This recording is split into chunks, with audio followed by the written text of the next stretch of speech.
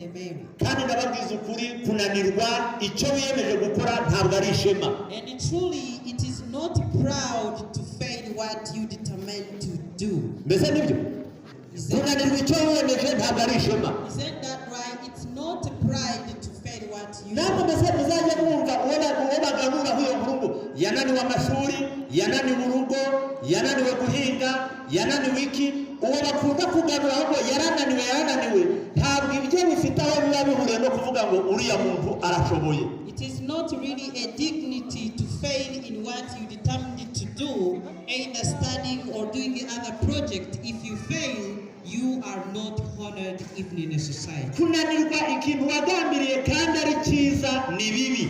Failing a good thing you determined or plan to do is not a good thing. Ubwo rero mu buryo bwo kubishobora ibyo kubaka urugo nta muntu uriho babishobora keretse abifashijwemo n'Imana yo mu ijuru. That's why no one can be a successful man or wife in a home except giving God the first place in the home. Niyo mpamvu muri igitabo cyitwa Twebwe n'Abana Bacu urupapuro rw'146 hari amagambo avuga ngo. That's why in this book called Us and Our Children, 146, urukuta rurinda umuryango kugira ngo utagerwaho n'akaga kose kawibasira. It is written the word to protect the family, that the troubles cannot reach the family. Ni igitambo cyangwa se amashengesho ya mu gitondo na nimugoroba. It's the morning and evening devotion. Udakoze uhutse. Not those that you can do in hurry. Udakoreye mu munaniro. Not the devotion that you can do after getting exhausted. Udakoze byo kurangiza umuhango. Not that you can do in formality.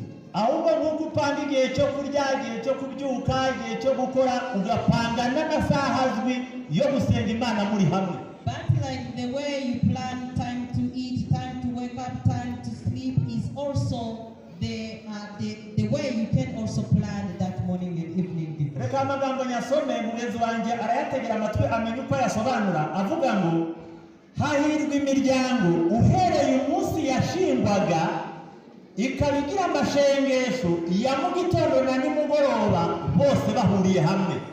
Blessed are those families from the beginning of their homes has made the evening and morning devotions. They have given those devotions the time and doing those devotions together as a whole family.